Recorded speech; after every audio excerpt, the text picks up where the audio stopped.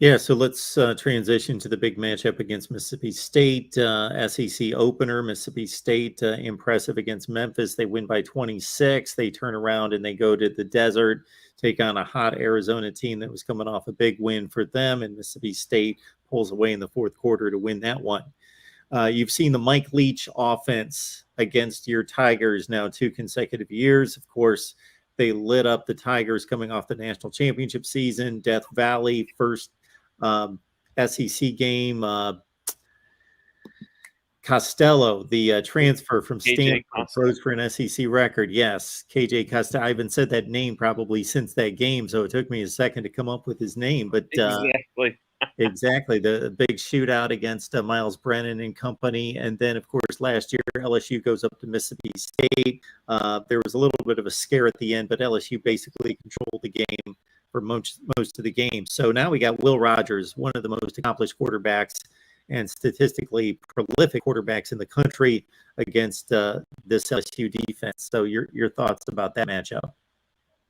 Well, I mean, Mississippi State, they're returning 85% of last year's production. 9 of 11 defensive starters, Mark. They are converting 64% on third down right now on offense. And are allowing conversions on just 26% of their third down stands. Will Rogers at one point threw 15 straight completions at one point last week. He's throwing 39 per game. I understand the offensive setup allows him to do that, but 78% completion rating as well. You're going to get that with the short passing offense, of course, well, but 385 on average. Those third down numbers scare me because if Will Rogers can generate drives and continue to get into a rhythm with these guys, that is very, very scary for a defense that is already a little short on depth. How are they going to physically hold up, especially the linebackers too? Mark, I'm kind of concerned about our linebackers. Mike Jones Jr., Greg Penn III. How well can they hold up in coverage? I really feel like this is a game Micah Baskerville has to be in there. He just had a pick six, a blocked punt in the last game. I understand it was a pick six against Southern, but he had a pick against Florida last year. This is someone who can definitely fill in a huge role for this team. Second leading tackler on the team last year as well. Third leading tackler in 2020 as well. Micah Baskerville's kind of been shoved to the shadows since Kelly has arrived because they didn't think he'd be available the first 2 weeks of the season due to academic reasons. So they were favoring other players, putting him on the fringes of the depth chart.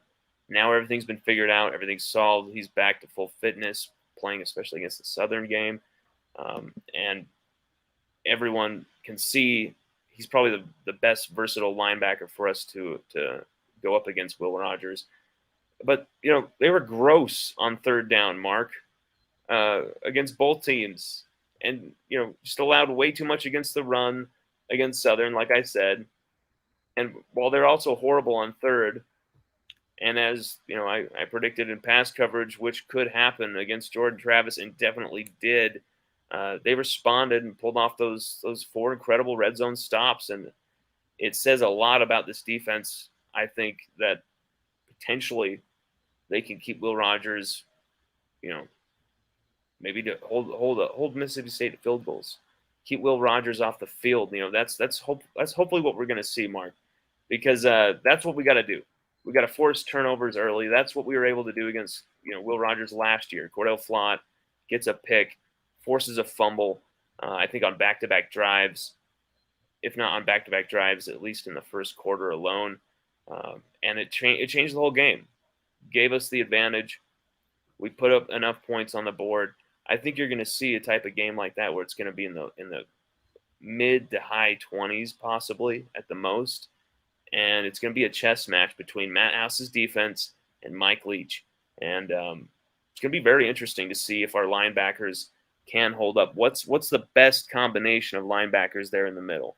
And we've also done something that's kind of interesting, interchanging Greg Brooks Jr. from nickel, moving him back to safety, and Jay Ward from safety.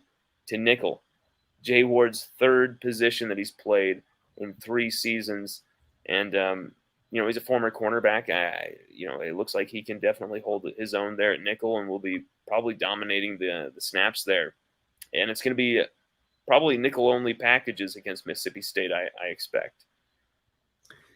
Lon Phillip Sullivan, LSU Odyssey, that's the place to be to track LSU football day by day by day by day, leading up to Mississippi State this Saturday in Death Valley. All right, let's flip over to the LSU offense because you mentioned it, you outlined it about Jaden Daniels. He was the rushing offense against Florida State. It shouldn't be that way, but he was the guy that if there was any rushing threat, it was all Jaden Daniels. Now LSU gets John Emery back, and that could change the dynamic, make it more versatile in regards to taking the pressure off of Jaden Daniels to do everything. So just talk about Emery coming back and what that brings to the offense. Well, I mean, Mark, Emery returning, and it's fantastic. You got Kane now in there scoring 2 powerful touchdowns. You got Armani Goodwin having career day. And so you got some more options at really, really short running back, room for Frank Wilson. Really short on options there. I could see them utilizing Jack Mashburn in blocking plays this week and then throwing shots to freshman tight end Mason Taylor, but using a lot of physical lineups because I feel like, maybe it's not going to be John Emery's career day, or something coming back. The last time he played was in November of 2020. John Emery hasn't played a game of football since November 2020. It's almost 2 years. So I think, especially when you judge what Brian Kelly was saying, I think they're going to use Emery, of course, and use him sparingly. But once again, home run hitter who can score on any given play. Absolute brilliant, 5-star proven talent athlete who's done it against the best, against Alabama in 2020. He was really destroying them. And that was a very good defense, championship defense there for Alabama that he was torturing. But I think you're going to see a physical set of lineups from LSU this week against Mississippi State and Zach Arnett's 3-3-5 defense because I should say former defensive coordinator candidate at LSU, one of like 20 in 2021, Zach Arnett. Zach Arnett, that 3-3-5 defense, it's designed to stop the spread attack, Mark. So I think what we're going to see is LSU really try their damnedest to run it down Mississippi State's throat as much as possible. Spread them out wide. Use your playmakers on the perimeter, but attack the middle of that defense.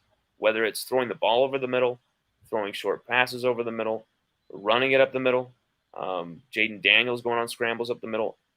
That's where Mississippi State are at their most susceptible. I mean, Jaden Daniels' greatness, man. I just feel like this is a player who can really do some transcendental things with the football in his hands.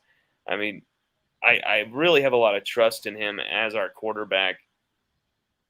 I really do. I feel like that's where LSU can take it to the next level. It's all about him hitting the receivers, though, because we've got to get that passing game going. We've got to get that rhythm going, get those big plays to the receivers, because what if we can't run the ball? We have to keep Will Rogers off the field.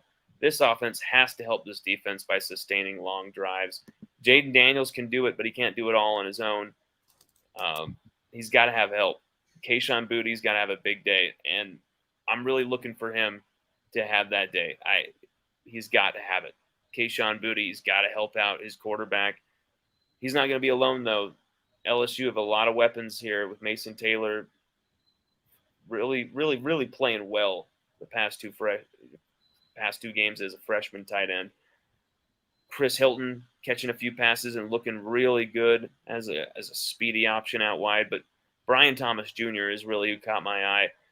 44-yard long bomb touchdown. Looked unbelievable the first 2 games whenever he caught the football. And it was very rare. Someone who really needs to get the ball more, Brian Thomas Jr. But Jeray Jenkins was clutch as well. So this receiving core and Jaden Daniels can do it. I just wish I would have seen more of it against Southern. I wish they would have stayed out there longer, get that rhythm, get that chemistry going.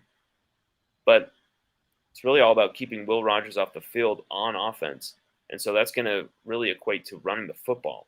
Can LSU do that with this retooled offensive line? I think the offensive line is now highlighting more of these guys' strengths to be able to do that, using guys at their more natural positions that, is rooted in their natural strengths as a football player. But John Emery Jr., I don't think you're going to see him be that, like, coming out of the gates, John Emery Jr., big plays left and right, but maybe a couple of huge plays that when LSU need it big time. I could see John Emery pulling that off.